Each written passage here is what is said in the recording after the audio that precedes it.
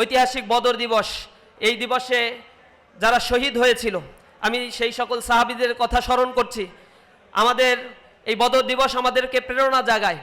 বদর দিবসের সেদিন নিরস্ত্র মুসলমানেরা সেদিন বিশাল এক বাহিনীর বিরুদ্ধে দাঁড়িয়ে গিয়েছিল।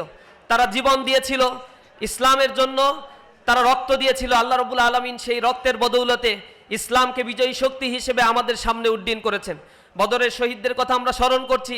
সেখানে সাহাবায়ে কেরামের কাছে অস্ত্র ছিল না, কিন্তু তাদের কাছে অনেক বড় মনোবল ছিল।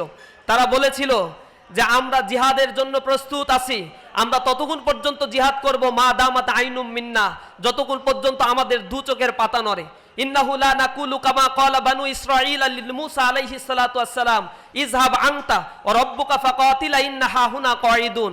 তারা বলেছিল তুমি আর তোমার মূসা গিয়ে, তুমি আর তোমার রব গিয়ে যুদ্ধ করো, আমরা এখানে অবস্থান করব। এর বিপরীতে সাহাবায়ে আজমাইনরা বলেছিল হে রাসূল আপনি আমাদেরকে ডাক দিন, আমরা দাঁড়িয়ে থাকবো, জীবন দিতে আমরা প্রস্তুত আছি। এক ফোঁটা রক্ত থাকতে চোখের পাতা নড়া অবস্থায় আমরা বাতিলের কাছে মাথা নত করব না।